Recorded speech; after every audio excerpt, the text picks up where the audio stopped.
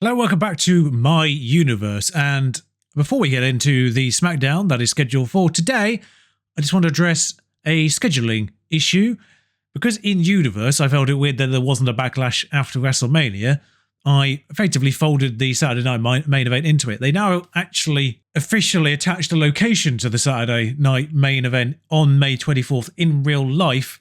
It didn't just become a backlash as I thought it might have the potential to do. So what I've done is, because actually May does have 5 Saturdays in it in real life, but every month here is 28 days, I put a Saturday night main event in the first week of June, which gives the buffer with the backlash, because the other issue is that you don't get the 2 weeks following WrestleMania either here to build up these rivalries for a backlash that you could have had at the start, and it normally is in actually the first week of May when you set up a universe. So I've moved it down just so I could set up stories, but at the expense of a Saturday night main event, which does exist in real life, but doesn't on here anymore. Or didn't on here in the first place, because they don't have any. So, and I think that's a nice breakup, because Money in the Bank is the end of that month as well. So any stories that don't get tied up with Backlash will get tied up at the end of main event. That works out nicely. I should say NXT, meanwhile, is having its roster filled in.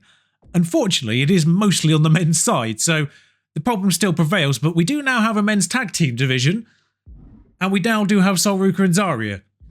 I still don't think I'm going to cover it as a video and just let it play in the background, but those storylines will now more likely appear across more brands in certain situations, particularly obviously the women's tag teams. Also, I should just say at this point, if you are interested in watching my GM mode, I am doing that with 2 others, Murph FM and St. Grimmy, over on Twitch on various nights. I will say follow me on Twitter for that one, because the night changes.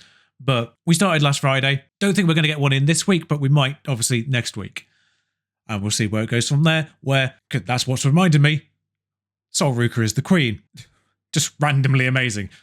My GM's great. Welcome to Smackdown proper, where we start with the voice of the voiceless, using said voice. Punk joins Smackdown and has a few choice words that he wants to share, notably in the direction of one John Cena, whom he is calling out. He's not best pleased with the final boss's interference in the title match and rematch. We'll have to see how Cena responds to this, but moving on to the first match on the cards tonight, though, and it is Angel Umberto of Los Garza, who felt that they may have been thrown in a little bit in the last minute in that 4-way ladder match that the Street Profits retained their titles in at WrestleMania. So through their management, they have requested a legitimate shot at the title one-on-one, but first they have to earn it. Should they win this match, they will become official #1 contenders for a proper title chance. But first they've got to beat the current champions to prove they are worthy of that. And here are said champions. Street Profits have been claimed the gold in Barcelona after a long absence in terms of being title holders. Finally reclaim their spot at the top. I'm not sure too many were disappointed to see the titles be moved away from DIY onto the Street Profits, but here they face yet another challenge on their shortish reign.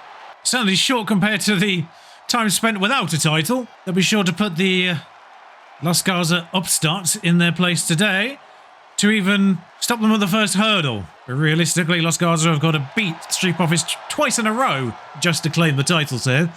Now, as this match goes underway, I will just say, I was going to mention it on the calendar, but I felt I talked too long already, as Los Garza get an upper hand, seemingly, that I will maintain with spectate mode for this Smackdown roster, this particular edition. Oh. But having recorded the Raw already, I felt like the matches didn't necessarily last all that long, and we didn't really see much in the way of big moves in them. So I feel like I may have to commit to playing with them, which will change the way I record and sort of set things up and edit them, because I will want to play the matches in such a way that doesn't really give you an indication of which way I am leaning in matches in which I do have a preference of winner. Some matches I'm not too bothered which way they go, and I'll write a narrative out regardless of which way it goes. But similarly, I want to make sure that those matches aren't obvious either. And which ones? Oh dear. Ref gets in the way. Ref's getting in the way of a lot of things, mostly of the shots. But Now this time in the way of the wrestlers. Dear 2K, sort out the AI on the refs. But now it's Street Profits time to get a bit of momentum in here, and oh dear. We saw this move in Barcelona. But I feel like it's been pulled out a little bit too early to be the one that claims the victory here. Neither partner's had to run in and break a count yet. In fact, we've not even had an attempt at a pin. As Montez Ford dives over the ropes. Attack Los Garza on the outside. Now, not sure what Tez's plan is out here. The count's already up to 5. Realistically, a no contest actually keeps things in Street Profits' favour here. Oh, is this them? No, not quite. And we're back in the ring just in time. They do want to finish this one legitimately. Well, I say legitimately. Street Profits may have won there, but I can't imagine Los Garza are going to take that one quietly. It's one thing to put them in their place, it's another to see them off for good. And speaking of putting people in their place, it's Drew McIntyre's time to come out. And before we got things going, Drew's been a bit vocal about Jey Uso's defection, as he views it, to SmackDown. He feels Jey is running away from his problems and is calling him out as a coward. Not coward enough to not face him, at least. As main event arrives to answer the questions Drew's putting to him and making it clear that Jey isn't running from a problem, but rather running into a new one, in the sense that he's here to help stop John Cena. But first he's just going to prove a point to Drew McIntyre that he's not just going to roll over easily anytime someone calls him out. He's already grappling hold of Drew. Nobody's collected the microphones and there's still no ref for this. Anytime you like, lads. Someone send a ref, come on. Let's make this official.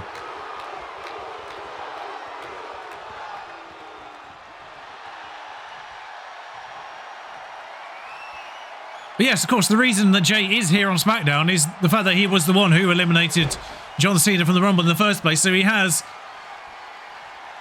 the pedigree in beating John Cena. So he's offering his services to Cody Rhodes, who is out indefinitely, I should say, at this point. The interferences in his matches against John Cena in losing the title and then trying to reclaim it has put him out for a while, which is why CM Punk is now leading the charge with the help of Jey Uso. Which is something really that Drew should be on board with, but I guess Drew's decided he would like Jey to prove his mettle first. And I think by standing up to Drew there, he did kind of prove a point. Fortunately, we never sent a ref, so they never became an actual match. But speaking of proving a point on a new show, it's Sheamus' turn to deal with the disappointment that happened at the Royal Rumble by challenging what could be a very foolish challenge, but challenging Jacob Fatu to a match. As I say, this may not be the wisest move, especially as a first move to make on a brand new show. They kind of came to blows after Jacob interrupted Joe Hendry, which Sheamus was enjoying. So now they get to deal with that one-on-one. The Samoan Werewolf, as ever, flanked by Tama Tonga. No Solo Sikoa this time round. I guess felt that this match wasn't necessary to have both of them out there. Just to break commentary mode, it is actually slightly weird the crowd boos Jacob Fatu when, whilst he is a heel, the crowd does seem to love Jacob and is often on his side in matches. But I guess the nuance isn't here in game to define heels that are actually liked. So, no, you can just let them cheer and boo. Heel doesn't come into my universe, so I'm actually not quite sure why they got this wrong. But with Braun Strowman leaving SmackDown for Raw as well, one of the main targets of Jacob Fatu has vacated this show. I do hope Sheamus has not become his new target for more than just this match. As, well, that's not a great start for the Celtic Warrior. As Fatu, with the agility that belies his size, already showing Sheamus why he is to be feared on SmackDown. And realistically, Sheamus should just let Fatu do whatever he wanted at the Rumble. Jacob forgetting that it isn't the Rumble and puts him over the top rope there, though. Oh, no. Oh, well. Tama Tonga actually kind of ruining Jacob's plans there, as I feel like Jacob was gearing up for something bigger than that. But Tama distracting the ref, but not in such a way that gave Jacob a window to do something untoward, as Sheamus finally gets a lick in. Or two. That's a couple of heavy stomps there. It's Sheamus' turn to take to the ropes, but he's not necessarily diving off them just yet. Rather over them. This Joe's seemingly enjoying rope action, as I'm not quite sure what actually happened there. That's a heavy slam onto the decks there. It does feel the momentum is mostly in the Samoan Werewolf's favour here. Oh, and we're back out of the ring again. And maybe this time Jacob will actually get to do what he wanted to do last time. Tama has seemingly vanished as he collects Sheamus on the out. Where is Tama Tonga? Ooh. Did the ref really send Tama Tonga away permanently? He seems to have completely vanished. If I was Sheamus, I'd be worried that Tama Tonga has vanished and isn't about to return and absolutely ruin him out of nowhere. Although, realistically, Sheamus has got enough problems right now. I don't think he's got enough space to have extra thoughts of what might be rather than what is. And we're about to have another win by countout. Oh, not quite, because Jacob's reset that count. Ooh, as finally has the wherewithal to get out of the way and chucks Jacob back in the ring. Oof, the welts on Sheamus' back. Ah, he's back out again. Jacob very much making the point that if he'd wanted to in the Royal Rumble, he would have taken Sheamus out at any given point. As I feel like Sheamus has spent more time outside the ring than in it at this stage. As the two strong men get into a slugfest. Chops going left and right here. Although that was more of a slap to the face. And what little energy there is left in Sheamus is going to be spent just punching each other continuously. As I believe, actually, Sheamus is now bleeding. I cannot see Jacob's face to see if that has returned the favour. And remarkably, this is the first cover of this match. Unsuccessful. Oh dear. Well,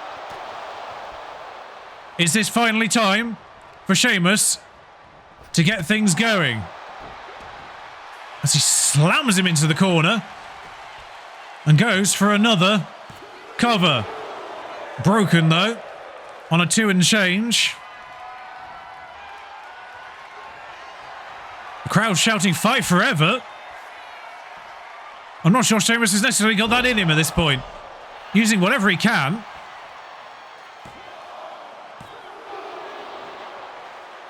I'll be honest, I couldn't quite see why that one was broken. If Sheamus can't get a rope break here... Oh, he breaks normally, though. I don't know what he's doing. Sheamus has voluntarily left the arena this time. Not the best move, Sheamus. As that was the natural follow-up. He's already done it to you once. How are you not expecting that one? Oh no. It's the Samoan Werewolf's turn to... spear? And then slam him into the deck in the follow-up attack as... oh no. I feel like Jacob got more of the mat himself there than Sheamus, but is that enough to have... No, this match continues. And the moonsault. That might be it, actually, this time for Sheamus. Blimey. The resiliency of both men on full display as he decides to go for another higher moonsault. Jacob may be finally proving the point. Indeed he does. Although perhaps a little bit of respect there from Fatu at the end for Sheamus, which is unusual for the werewolf.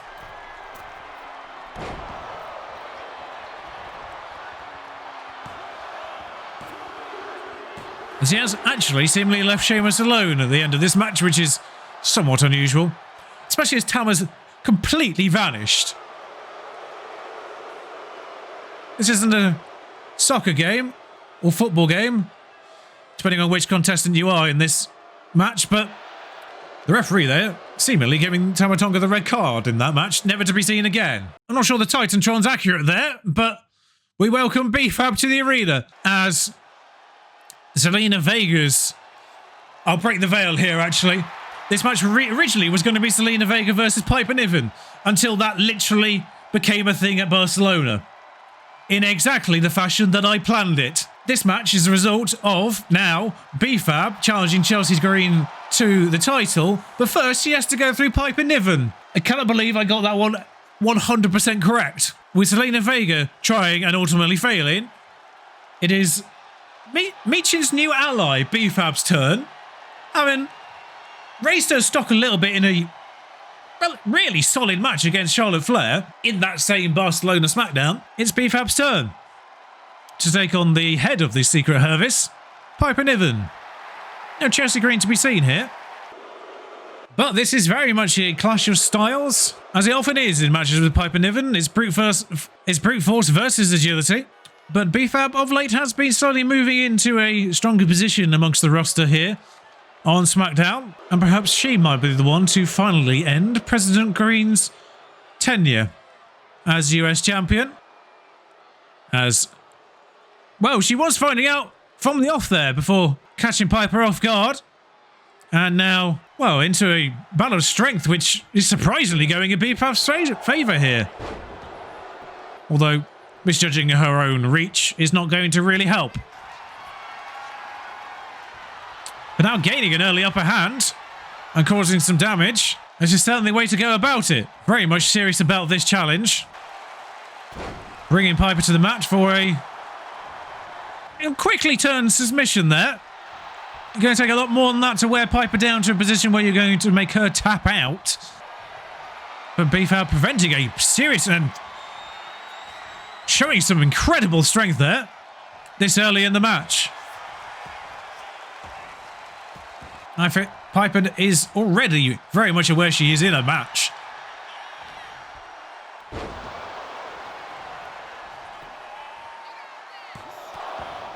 As B-Fab takes to the mid-rope and delivers a flying double kick. Wow, that's gotta hurt. Working the head of Piper Niven. A lot of blows going to her face and neck so far. And there's another one. The first cover of the match. Piper still, despite being on the receiving end of a lot of the blows in this match, still enough in the tank to raise a shoulder there.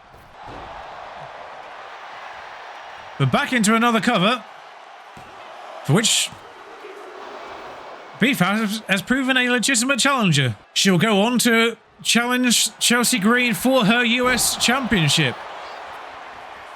That is quite a victory. And quite an opportunity for a woman whose stock is on the rise. Jade and Naomi may have come to blows once or twice already, but I suspect Jade is here to say something about this feud. And indeed, she's calling out Naomi, saying that her suffering will not end until she has suffered at least as much as Jade did. She is going to make Naomi pay for what she did. This grudge is not ending anytime soon. But lastly, and certainly not leastly, tonight's main event, a #1 contender match between two of the recent challengers of the WWE Women's Championship belt.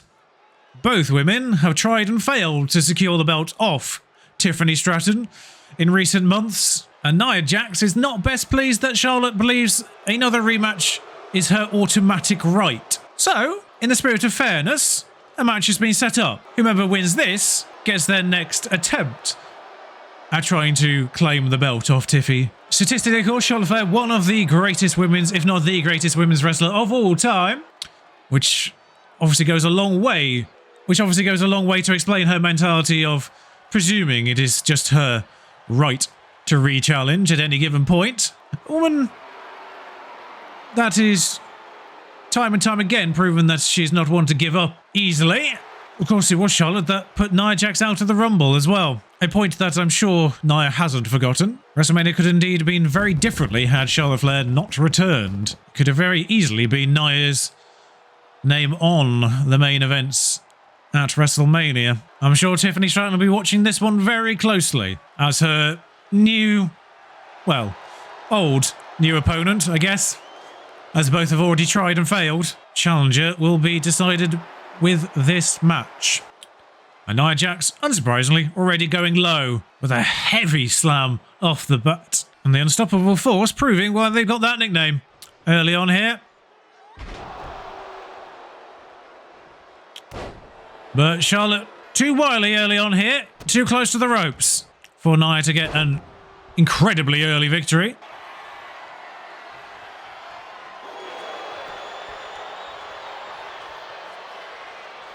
Charlotte finally finding a response. Although, perhaps regretting momentarily, or maybe just play acting. Although I don't think this is acting. As Nia dumps her onto the ropes. The Queen's #1 fan apparently in the audience in the background there. Not going to be enjoying this. Although I might enjoy that bit a little bit more.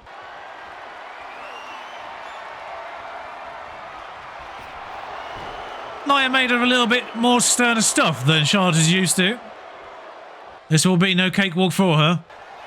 But seemingly gets the, nope, maybe not, upper hand in this slugfest. And indeed, she hasn't. Goading on Nia Jax might not be the wisest move there, Charlotte.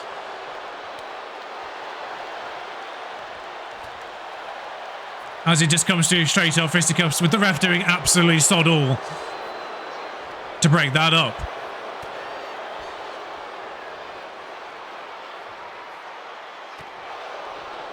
I mean, look at the welts on Nia's face already. Because let's be honest, 50% of this match has just been them slapping each other. It's unsurprising most of the damage is to the faces.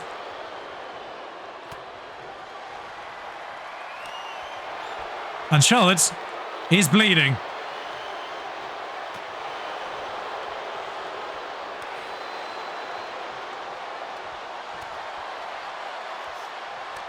As we return to just punching each other in the middle of the ring.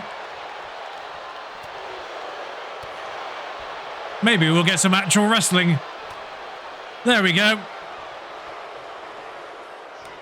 Into a... I mean... It's hard to tell how long this match has gone because I lost track whenever they just started punching each other. Oh no.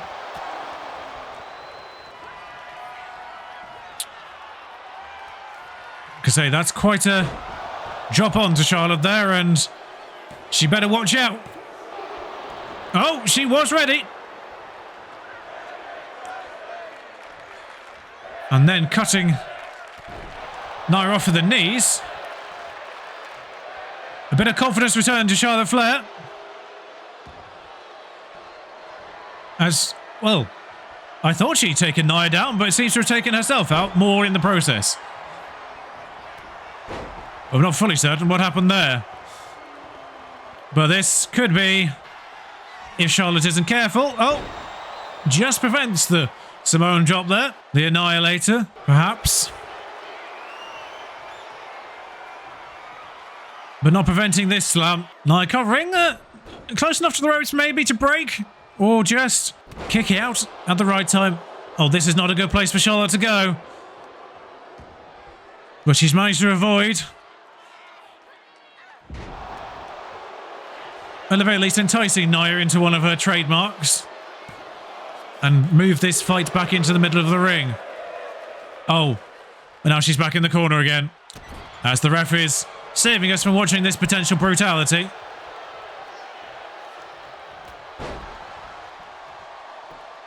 Nia going to damage the spine there and G'ing herself up. Into the corner we go again. And once again the ref is blocking our view. Oh no, no. Oh, again, perhaps it is best we don't see this. Oof. 2, 3. I'm not sure Charlotte would have enjoyed that.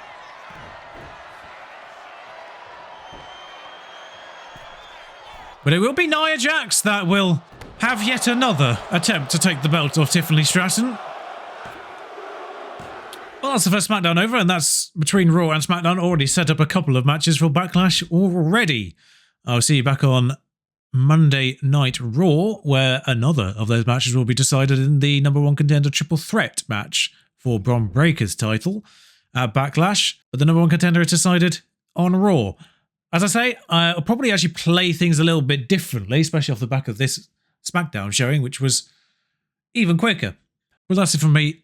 Thank you for joining. If you have enjoyed this, do like, comment, subscribe, and I'm very much looking forward to some comments here, maybe just to get some feedback. Until next time, ciao.